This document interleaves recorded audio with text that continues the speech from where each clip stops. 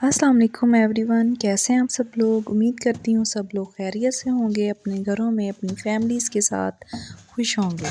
जी, इधर बन रहा था ग्रेप फ्रूट का जूस। मुझे वैसे गाजर का और किन्नू का जूस मज़े का लगता है, लेकिन ग्रेप फ्रूट का जूस कड़वा होता है, इसलिए मुझे तो वो इतना पसंद नहीं है। टेस्ट में तो इतना अच्छा नहीं है, लेकिन फ़ायदे बहुत ज़्यादा हैं वेट लॉस के लिए, हार्ट डिजीज़ के लिए और स्किन को ग्लो करने के लिए, और इसमें विटामिन सी भी काफ़ी होता है। इसको मैंने दरमियान में से कट कर लिया था, फिर हस्बैंड ने इसको फूड फैक्ट्री में इसके ऊपर रख के इसको अच्छे से स्क्वीज़ कर लिया था। इसके ऊपर इतने सही से नहीं हो रहा था, इसलिए वो साथ के साथ उसको जो बाकी रह जाता था उन्होंने उसको हाथ से निचोड़ लिया। उससे ये था कि इसका जो सारा जूस था वो अच्छे से निकल आया। इन सबको स्क्वीज़ करने के बाद फिर इसके अंदर थोड़ा-सा डाल लिया था काला नमक। काले नमक से अगर आप किसी भी उसमें डाल लो, जूस में डाल लो, उससे जो टेस्ट है वो बड़ा इन्हेंस हो जाता है। गाजर के जूस में और किन्नू के जूस में भी काला नमक डालने से टेस्ट ज़्यादा अच्छा आ जाता है। अच्छा, जूस हमारा रेडी हो गया और फिर इसमें मैंने चीनी वगैरह ऐड नहीं की थी, सिर्फ नमक, काला नमक डाल के और बर्फ़ वगैरह डाल के इसको ठंडा करके तो फिर हम लोगों ने बच्चों ने पी लिया था।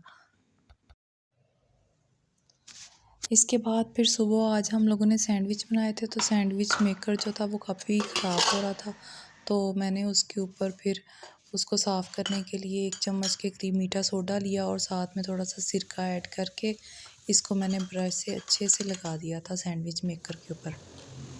और फिर इसको मैंने सैंडविच मेकर को बंद करने के बाद थोड़ी देर के लिए मैंने इसको ऑन कर दिया था, कुछ सेकंड्स के लिए। उसके बाद इसको मैंने बंद करने के बाद इसको फिर मैंने अच्छे से स्पंज से साफ़ कर लिया था, और मैंने थोड़ा-सा 1 से 2 ड्रॉप के करीब मैंने इसमें लिक्विड सोप भी ऐड किया था। थोड़ा-सा लिक्विड सोप ऐड करने के बाद मैंने इसको ऊपर नीचे से साफ़ करके फिर वो स्पंज जो था वो उसको गीला करने के बाद उससे मैंने अच्छे से इसको क्लीन कर लिया था, और थोड़ा-सा फिर बाद में साफ़ कपड़ा लेके उससे इसको अच्छे से खुशक कर लिया था। मेरे पास कोई ब्रश नहीं था, ब्रश से ये है कि इसके कोने वगैरह अच्छे से साफ़ हो जाते हैं, तो फिर मेरे पास स्पंज ही था, मैंने स्पंज से इसको साफ़ कर लिया, और बाद में कोई ड्राई कपड़ा लेके टॉवल लेके तो फिर मैंने इसकी तार वगैरह और इसको ऊपर नीचे से अच्छे से ड्राई कर दिया था। और इसको सैंडविच मेकर मैंने साफ़ कर लिया, और फिर बाद में किचन के कुछ बॉक्स थे जो खाली हो गए थे, तो मैंने सोचा इसको भी मैं रीफ़िल कर लेती हूँ।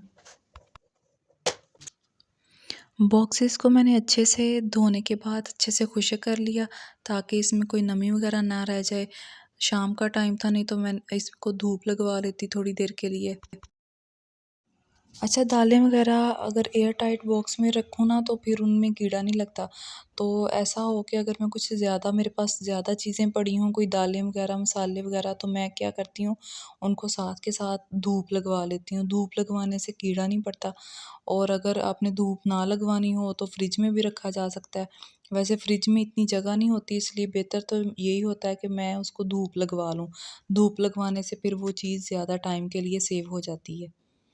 ये दही फुल्की है, जो मैंने दही फुल्की, हम लोग दही बूंदी बनाते हैं, वो उसमें डाल दी थी, और ये एक बॉक्स में मैं उसमें बेसन डाल रही हूँ।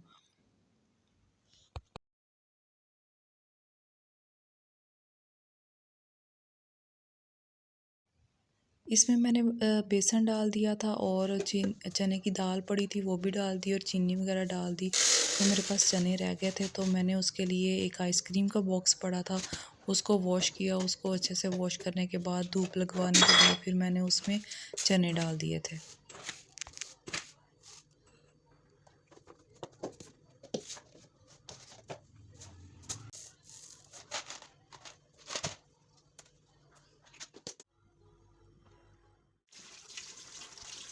ये जब जार मैं रीफ़िल कर रही थी, तो ये वाला मेरे से नीचे गिर गया, और इसका जो ढक्कन था वो शीशे का था, वो टूट गया। तो अब मुझे समझ नहीं आ रही थी इसका मैं क्या करूं। तो मैंने इसमें पानी डाला, और मेरे पास जो धनिया पुदीना था वो उसमें उसको डिप करके रख दिया। इससे ये होगा कि ये बाहर भी पड़ा रहेगा, तो ये फ्रेश रहेंगे, धनिया भी और पुदीना भी। अच्छा, माइक्रोवेव को भी मैंने क्लीनर से स्प्रे किया, और स्प्रे करके उसको एक टॉवल लेके, गीला टॉवल लेके, इसको अच्छे से अंदर से और बाहर से साफ़ कर लिया था। उसके बाद फिर मैंने अपने हस्बैंड का मैनीक्योर और पेडिक्योर किया, तो मैंने टब में नीम गर्म पानी ले लिया, उसमें थोड़ा सा फूड सोक डाल के उनके हाथ डिप करवा दिए थे। कुछ देर उनके हाथ डिप रहे तो फिर उसके बाद मैंने स्क्रब से उसको अच्छे से सब हाथों को अच्छे से स्क्रब कर दिया था। स्क्रब करने के बाद फिर मैंने लोशन लिया और लोशन से थोड़ी देर के लिए हाथों को अच्छे से मसाज किया था।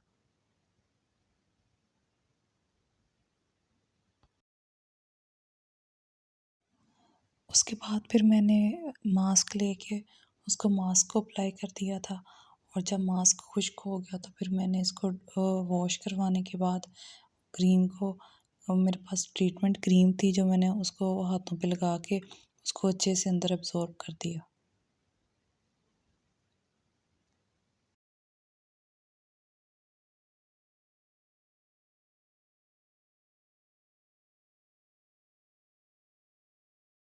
मैनीक्योर कंप्लीट हो गया था, फिर मैंने पेडिक्योर किया। पेडिक्योर के लिए भी मैंने नीम गर्म पानी लिया था और उनके पाँव जो थे वो उसमें फूड सोक डाल के थोड़ी देर के लिए डिप करवा दिए थे। तकरीबन 15 मिनट के लिए पाँव डिप होने के बाद फिर मैंने एक एक पाँव बाहर निकाल के उसके ऊपर स्क्रब क्रीम से स्क्रब किया उसको।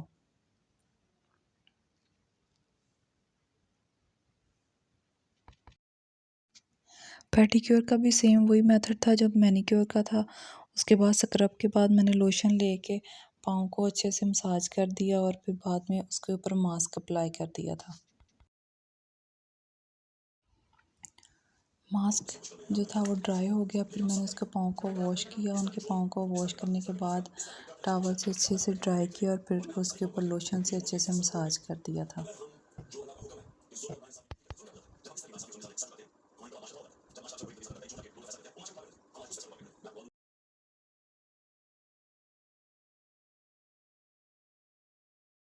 वो ग्लू गई आपकी ग्लू दोनों ग्लू गई दो ग्लू गई है। हाँ तो आपके 10 मार्क्स हुए है ना। ये पकड़ के साइड पे रख ये गई है। चलो ये यहां पे भी गई है एक। चल पीछे लग पीछे रानी जाने वाली थी। ए तो छेड़ नहीं रुकती उधर हो देखना रानी रानी को पकड़ लूंगा मैं हो गई 50 मार्क्स ले वहां कहां भेज दिया थे। इसके साथ मैं आज बना रही थी चिकन हरियाली टिक्का। चिकन बोनलेस लेके उसके मैंने तो छोटे छोटे पीसेस में कट कर लिया था और धनिया पुदीना हरी मिर्चें लेके इसको दही में और लीमू के रस में डाल के इसका पेस्ट बना लिया था।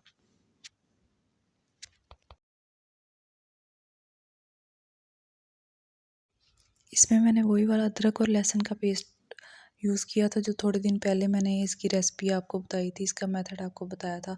अच्छा, इसका कलर बिल्कुल चेंज नहीं हुआ। जो कहते हैं उनका अदरक और लहसुन का कलर ग्रीन हो जाता है कुछ देर के बाद, इसका कलर बिल्कुल फ्रेश था। और ये है कि जब आप लोग इसको यूज़ करें तो चम्मच जो है वो आपका बिल्कुल खुशक होना चाहिए। आपने इसमें पानी वाला गीला चम्मच भी यूज़ नहीं करना। उन सारी चीज़ों का मैंने अच्छे से पेस्ट बना लिया था, उसमें नमक वगैरह डाल के उसको अच्छे से मैरिनेशन करके रख दिया था। और इसके साथ मैं बना रही हूँ इमली वाला प्याज। इसमें मैंने प्याज को लंबा लंबा काट लिया था और इसमें इमली का पल्प शामिल किया और थोड़ा सा मैंने नमक और थोड़ी सी सुरख मिर्च ऐड करके इसको हाथों से अच्छे से मसल लिया था। और इसको ये है कि इसको आपने खाने से पहले कुछ टाइम पहले बनाना है और बना के फिर थोड़ी देर के लिए मैरिनेशन के लिए छोड़ देना है ताकि जो इमली का खट्टापन है वो प्याज में आ जाए। ये प्याज बहुत मज़े की लगती है, बारबेक्यू हो, चिकन मलाई बोटी हो, टिक्का हो, उसके साथ ये प्याज बहुत मज़े की लगती है। अब इसके बाद मैंने फ्राइंग पैन में थोड़ा सा ऑयल डाला और चिकन डाल के उसमें थोड़ा सा पानी, वही उसके जो मसाले का पानी था वही डाल के उसको थोड़ी देर के लिए दम पे लगा दिया था। अच्छा, इस चिकन को मैंने सर्व किया था रोटी के साथ। वैसे चावलों के साथ भी मज़े का लगता है, तंदूर की रोटी के साथ भी मज़े का लगता है। उसके बाद थोड़ा सा बुनाई करके इसका पानी अच्छे से ड्राई कर लिया और ये हमारा चिकन व्लॉग जो था अच्छा वो लगे तो चिकन प्लीज़ हरियाली लाइक और शेयर रेडी कर हो गया। दीजिएगा और दुआओं में याद रखिएगा। Thank you.